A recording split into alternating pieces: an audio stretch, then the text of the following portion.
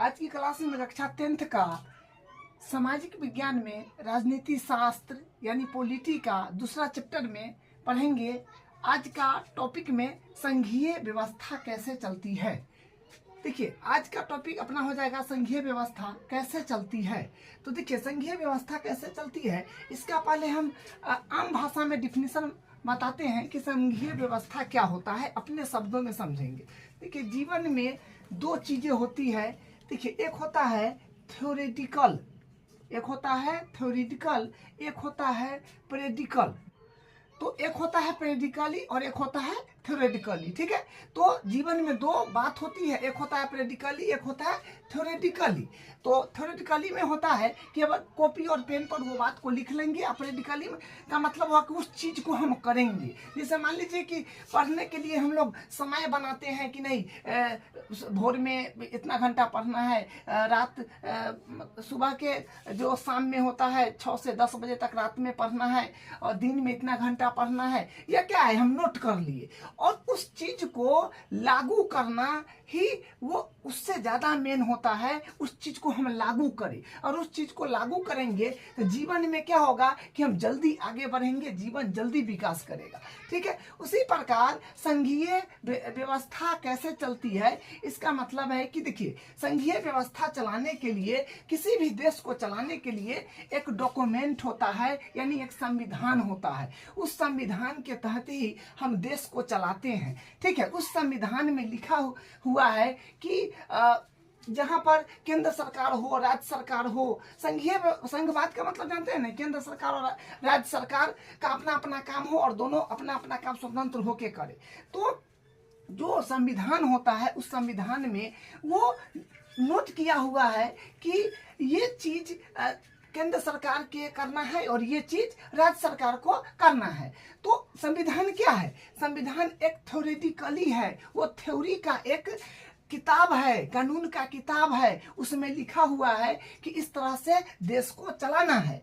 ठीक है, तो वो क्या है, वो जो है संविधान एक इम्पोर्टेंट जो है डॉक्यूमेंट है, बहुत बहुत महत्वपूर्ण डॉक्यूमेंट है। ठीक है, लेकिन उससे भी ज्यादा महत्वपूर्ण है कि उस चीज को लागू करना, उससे भी ज्यादा इंपॉर्टेंट है उस चीज को लागू करना। ठीक है, उस चीज को लागू करना जो है सबसे ज्यादा इंपॉर्टेंट है, वो प्रैक्टिकली हुआ। ठीक है, तो देखिए अपने संघीय व्यवस्था कैसे चलती है, इसमें 3 बात को लिया गया है। देखिए क्या है, भाषाई राज्य। भाषाई राज्य क्या होता है कि देश में वैसा राज्य जिसको भाषा के आधार पर बनाया गया हो। देश में वैसा राज्य जिसको भाषा के आधार पर बनाया गया हो उसको भाषाई राज्य कहते हैं। भाषा नीति मतलब भाषा को चलाने के लिए जो कानून बनाया हुआ है, नीति बनाया हुआ है, वो भाषा नीति हुआ। और सबसे इम्पोर्टेंट बात कि देखिए केंद्र और राज्य में संबंध होना चाहिए, क्योंकि केंद्र सरकार और राज्य सरकार में बहुत बढ़िया संबंध होना चाहिए ताकि ये व्यवस्था लागू हो पाए। ठीक है, क्योंकि केंद्र और राज्य जब तक संबंध अच्छा स्थापित नहीं करेगा दोनों, तब तक ये व्यवस्था ही डगमगा जाएगा। तो इसलिए केंद्र और राज्य में संबंध बेहतर होना चाहिए। ठीक है, तो सबसे पहले हम लोग बात करेंगे भाषाई राज्य पर। देखिए भाषाई राज्य पर बात करेंगे सबसे पहले। तो उससे पहले हम एक बात जानते हैं, 1947 के बाद, देखिए पहले का बात जानते हैं। देखिए 1947 के पहले भारत जो था एक ब्रिटिश भारत था और एक राजवाड़े था। जो आपको हम बताए हैं, एक ब्रिटिश भारत था, एक था ब्रिटिश भारत, एक जो था वो ब्रिटिश भारत था और एक राजवाड़े था। माने 2 था, एक ब्रिटिश भारत एक राजवाड़े। तो ब्रिटिश भारत जो है वो अपना, ब्रिटिश सरकार अपना अनुसार वो कानून लगाता था, अपना अनुसार चलाता था, और राजवाड़े पर भी उसका भी शासन था, लेकिन वो राजा को राज चलाने के लिए दे दिया था कि भाई इस क्षेत्र को आप संभालिए। ठीक है, तो ये था अपने पास 1947 के पहले का बात। तो वही यहाँ पर लिखा है 1947 के बाद भाषा के आधार पर राज्य का गठन करना, भाषाई राज्य। मतलब जब भारत 1947 में आजाद हुआ था तो उसके बाद जो है भाषा के आधार पर राज्य को गठित किया गया था। ठीक है, देखिए एक बात यहाँ पर बाबा साहब भीमराव अंबेडकर जी बोले थे, वो संविधान के जनक हैं, संविधान में बोले थे कि हम पूरा दुनिया का संविधान को उलट पलट के देखे और उसमें जो बेस्ट चीज था, जो बहुत बढ़िया चीज था, उसको हमने नोट करा और नोट करा तो हम आपको एक बढ़िया संविधान तैयार करके अपने देश को दिया। और इस संविधान को चलाने के लिए आने वाला पीढ़ी में कैसा व्यक्ति होगा, देश को चलाने के लिए कैसा पीढ़ी होगा, वो कैसा नेता होगा, संविधान को बिल्कुल बेकार सूचित कर दे, अच्छा सूचित कर दे, कुछ छूट लिया उसमें और उसको नोट कर ले, तो वो क्या है, वो आने वाला जो है वो पीढ़ी पर डिनोट करेगा। जितना अच्छा पीढ़ी आएगा वो संविधान को उतना अच्छा से कंट्रोल करके वो लागू करके चलाएगा। ठीक है, तो ये उन्होंने बोले थे। लेकिन देखिए 1947 में तो भारत आजाद हो गया था। उसके बाद भाषा के लिए लोग आंदोलन करना शुरू कर दिए कि भाई हम इस क्षेत्र में हैं, हम इस राज्य में हैं, हम ये भाषा बोलते हैं, हमको राज्य अलग बना देना चाहिए। वो बोलता था कि नहीं, हमारा राज्य अलग बना देना चाहिए। तो यहाँ पर तो थोड़ा समस्या है कि अगर मान ली कि सबको भाषा के आधार पर ही बट चल जाए तो समस्या है। देखिए यहाँ पर जो था एक तेलुगु भाषा को लेकर के आंदोलन शुरू आंध्र प्रदेश में है। आंध्र प्रदेश में जो देखिए एक व्यक्ति थे जो कांग्रेस के बड़े नेता थे, गांधीवादी थे, उनका नाम था पुट्टुचिराग मुल्लू, इस तरह से कुछ नाम था। उन्होंने भाषा के लेकर के बड़ा आंदोलन शुरू कर दिए और उनका सरकार बात सुन नहीं रहा था, बल्कि वो नेता थे, कांग्रेस के बड़े नेता थे और गांधीवादी भी थे, तो उनका बात नहीं सुन रहा था। तो वो भूख हड़ताल पर जो है वो चले गए, भूख हड़ताल वो शुरू कर दिए। ठीक है, तो भूख हड़ताल जो है ये 56 दिन भूख हड़ताल रहा। इसमें ये 56 दिन का भूख हड़ताल रहा, इसमें बहुत लोग मारे गए। ठीक है, तो उस समय जब लोग मारे गए तो सरकार उनकी आवाज उठाई, मुद्दा खड़ा हो गया, तो इसके लिए सरकार इस पर एक्टिव हुआ। तो 1956 में राज्य का गठन किया। ठीक है, 1956 में राज्य का गठन किया, जिसमें 14 राज्य और 6 गो केंद्र शासित प्रदेश, जिसको यूटी बोलते हैं। ठीक है, तो 14 गो राज्य और 6 गो केंद्र शासित प्रदेश था।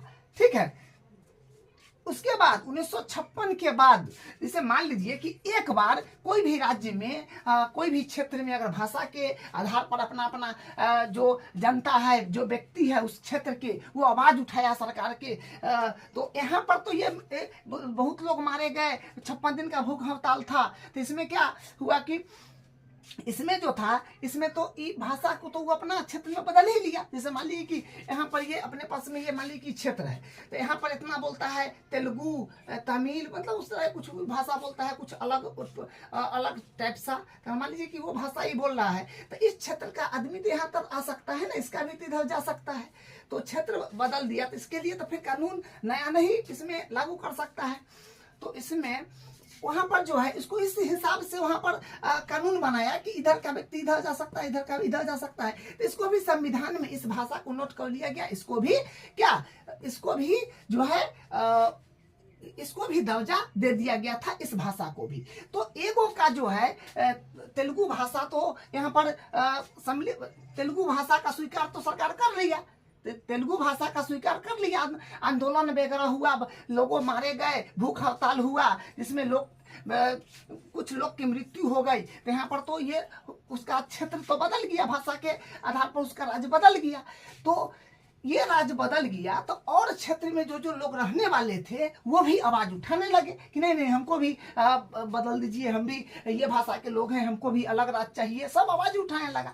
तो देखिए जो बड़े बड़े मंत्री लोग थे, जो बड़े बड़े व्यक्ति थे, वो क्या किए, एक ग्रुप बनाए और उस ग्रुप को बोले कि जाइए आप क्षेत्र का अध्ययन कीजिए और क्षेत्र का अध्ययन कीजिए, जाइए और क्षेत्र का अध्ययन कीजिए और वहां पर संस्कृति, वेशभूषा, भौगोलिक स्थिति को देखिए। और कोई भी अगर मान लीजिए भाषा के आधार पर हम वहां पर कानून राज्य बदल दे, मतलब भाषा के आधार पर हम क्या करें, राज्य को बदल दे, तो वहां पर कानून, जो कोई भी कानून लागू करे तो उसको चलाने में न तो कठिनाई हो सकता है। उसको अगर चलाने में कठिनाई होगा तो क्या है कि एक तरह मतलब पूरे भारत का लोग तो प्रेम बना के भाईचारा के साथ तो रह नहीं सकता है। इसलिए वो क्षेत्र के आधार पर, भौगोलिक के आधार पर वो बांटे, क्योंकि जो ग्रुप बनाए थे अपने बैठक में ग्रुप बनाए, उस ग्रुप को उस क्षेत्र को अध्ययन करने के लिए भेज दिए। उस अध्ययन में भौगोलिक, संस्कृति और भाषा के आधार पर ये चीज देखने के बाद उसको अलग किए। ठीक है, तो यही तो उसके बाद जो है फिर 1956 के बाद जो है राज्य का गठन हुआ, जिसमें 28 राज्य और 8 केंद्र शासित प्रदेश रहे। ठीक है, उसके बाद 28 राज्य और 8 केंद्र शासित प्रदेश रहे। तो ये अभी तक वही चलते आ रहा है, जिसमें 28 राज्य है और 8 केंद्र शासित प्रदेश है। अब देखिए एक बात यहाँ पर देखिए एक बात यहाँ पर समझते हैं। देखिए एक बात है यहाँ पर क्या है कि स्वतंत्र, देखिए भारत में जो है, भारत में क्या है कि देखिए लोग जो है सब स्वतंत्र है। स्वतंत्र है मतलब सब भाषा अलग बोलते हैं, सब अलग जाति के लोग हैं, लेकिन सब में क्या है, सब जो है सब प्रेम से भाईचारा और एकता, अखंडता बनाए रखता है ना। स्वतंत्र है और एकता, अखंडता जो है वो बनाए रखता है। ठीक है, तो विश्व में जो एक ऐसा ही देश है भारत, जो स्वतंत्र है और वो अपना एकता और अखंडता को बनाए रखता है। अब देखिए भाषाई राज्य। अब देखिए यहाँ पर भाषाई राज्य जो बताए हैं, देखिए भाषाई राज्य ऐसा राज्य जो भाषा के आधार पर बने हो। तो भाषाई राज्य मतलब जान गए जो भाषा के आधार पर बना होगा। भाषाई राज्य क्या होगा, जो भाषा के आधार पर बना होगा। ठीक है, कोई देश में अगर जो भाषा बोलने वाला लोग अधिक है, उसी के अकॉर्डिंग राज्य बना दिया जाएगा, तो भाषाई राज्य हो जाएगा। ठीक है, फिर देखिए भाषाई राज्य में पहला भाषाई राज्य में भारत में भाषा के आधार पर राज्यों का गठन प्रजातांत्रिक एवं संघीय व्यवस्था की पहली और प्रमुख कसौटी थी। पहली और प्रमुख कसौटी थी मतलब इसमें क्या था कि भाषाई राज्य में कि भारत में भाषा के आधार पर राज्यों का गठन प्रजातांत्रिक एवं संघीय व्यवस्था की पहली और प्रमुख कसौटी थी। दूसरा में था कि भाषाई विभाजन एक ही राज्य में रहने वाले और एक ही भाषा बोलने वाले लोगों को सुरक्षित करने के लिए किया गया था। यहाँ पर क्या था कि भाषाई विभाजन एक ही राज्यों में रहने वाली और एक भाषा बोलने वाले लोगों को सुरक्षित करने के लिए किया गया था। ठीक है, देखिए भाषा नीति। देखिए भाषा नीति मतलब ये था ना अपना, यहाँ पर ये क्या है, भाषा नीति। तो भाषा नीति यानी भाषा नीति। देखिए अपने संविधान में 22 भाषा को सम्मिलित किया गया है, जिसमें इंग्लिश को सम्मिलित नहीं किया गया, इंग्लिश छोड़ के। ठीक है, ये एक इम्पोर्टेंट बात है कि भाषा नीति में कि अपने संविधान में, भारत की संविधान में 22 भाषा को सम्मिलित किया गया है, इसमें इंग्लिश को सम्मिलित नहीं किया गया है। तो 22 भाषा को सम्मिलित किया गया है और इंग्लिश को सम्मिलित नहीं किया गया है, क्योंकि इंग्लिश जो है अंतर्राष्ट्रीय भाषा वो माना गया। क्योंकि इंग्लिश में आप कहीं भी जा सकते हैं, कहीं भी बोल सकते हैं, मतलब इंग्लिश जो है इंटरनेशनल भाषा है, अंतर्राष्ट्रीय लैंग्वेज है, इसको संविधान में सम्मिलित नहीं किया गया। ठीक है, 1965 के बाद इंग्लिश बंद कर दिया गया, मतलब 1965 के बाद भी इंग्लिश पर क्या किया, बंद कर दिया गया। ठीक है, अब देखिए यहाँ पर देखिए हमारे संविधान में किसी एक भाषा को राज्य भाषा का दर्जा नहीं दिया गया है। क्या है कि हमारे संविधान में किसी एक भाषा को राज्य भाषा का दर्जा नहीं दिया गया है। ठीक है, अनेकों भाषा का दर्जा दिया गया है। अब देखिए अब हमारे संविधान में तो आप जानिए कि राज्य भाषा का दर्जा नहीं दिया गया है, लेकिन अपने भारत में देखिए आप जिस क्षेत्र में जाइएगा, अलग अलग क्षेत्र में आप भ्रमण कीजिएगा तो अलग अलग तरह के भाषा बोलने वाले लोग मिलेंगे, अलग तरह के टोन सभी व्यक्ति के पास होगा, मतलब प्रत्येक व्यक्ति के पास भाषा जो है अलग अलग मिलेगा। अपना जिस क्षेत्र में जाइएगा उसके अकॉर्डिंग होता है। ठीक है, अब देखिए यहाँ पर संविधान में हिंदी के अलावा अन्य 21 भाषाओं को अनुसूची भाषा का दर्जा दिया गया है। संविधान में हिंदी के अलावा अन्य 21 भाषाओं की अनुसूची भाषा का दर्जा दिया गया है। अनुसूची भाषा का दर्जा का मतलब क्या होता है, ये बात समझ लीजिए। अनुसूची भाषा की दर्जा का मतलब होगा, जैसे मान लीजिए कि हम कोई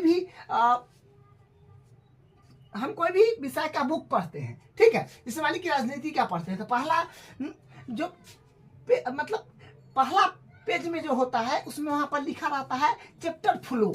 इंडेक्स लिखा रहता है कि पहले हमको कौन पाठ है, दूसरा में कौन पाठ पढ़ना है, तीसरा में कौन पाठ पढ़ना है ना। बुक जब खोलिएगा तो उसमें सबका कितना पाठ है, क्या पाठ तक उसमें ऐड है, उसमें लिखा रहता है। उसके अकॉर्डिंग हम लोग पढ़ते, जैसे पहला पाठ में क्या है, दूसरा में क्या है, तीसरा में क्या है। तो ये प्रस्तावना होता है पहले, जो पहला पाठ है तो उसमें किस चीज के बारे में पढ़ना है।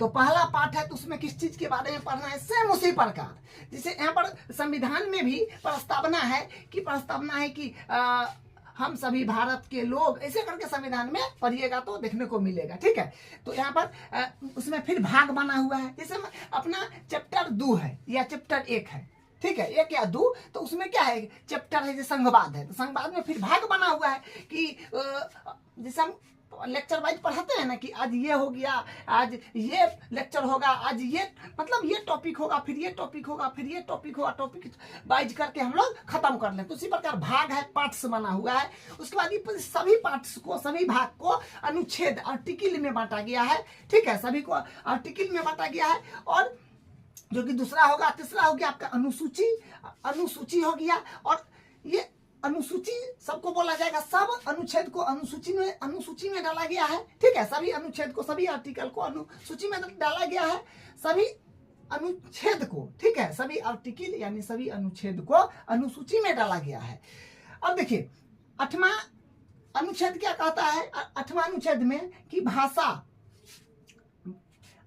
अनुसूची 8 में 22 भाषाओं के वर्णन किया गया है। ठीक है, अनुसूची 8 जो है उसमें 22 भाषाओं का वर्णन किया गया है। ठीक है, अब भारत के संविधान में अनुसूची 8 में क्या है कि 22 भाषाओं का वर्णन किया गया है। उसके बाद देखिए दूसरा, राष्ट्रीय भाषा का दर्जा नहीं है। हाँ, कोई भी राष्ट्रीय भाषा यहाँ पर इंटरनेशनल जो है मेन होना चाहिए, वो नहीं दिया गया है। राष्ट्रीय भाषा का दर्जा यहाँ पर नहीं दिया गया है। ठीक है, भारत के संविधान में राष्ट्रीय भाषा का दर्जा नहीं दिया गया है। अब देखिए ये पॉइंट, हमारा संविधान किसी भी भाषा को राष्ट्रीय भाषा का दर्जा प्रदान नहीं करता है। सही बात है, किसी भी भाषा को इंटरनेशनल नहीं माना गया है। भारतीय जो संविधान में ये नहीं बोला गया है कि उसका क्या राष्ट्रीय भाषा क्या होगा, उसका दर्जा नहीं दिया गया है। ठीक है, वो क्षेत्र के अकॉर्डिंग वो बांटा हुआ है। उसके बाद देखिए हिंदी को आधिकारिक भाषा के रूप में क्या है कि हिंदी को आधिकारिक भाषा के रूप में स्वीकार किया गया था। साथ ही अभी तक 21 क्षेत्रीय भाषाओं को अनुसूचित भाषा के रूप में मान्यता प्राप्त हो चुका है। क्या है कि हिंदी को आधिकारिक भाषा के रूप में स्वीकार किया गया था, साथ ही अभी तक 21 क्षेत्रीय भाषाओं को अनुसूचित भाषाओं के रूप में मान्यता प्राप्त हो चुका था। तो आज का क्लास ये था। अब अगले क्लास में इसका हम अगला टॉपिक करेंगे। ठीक है।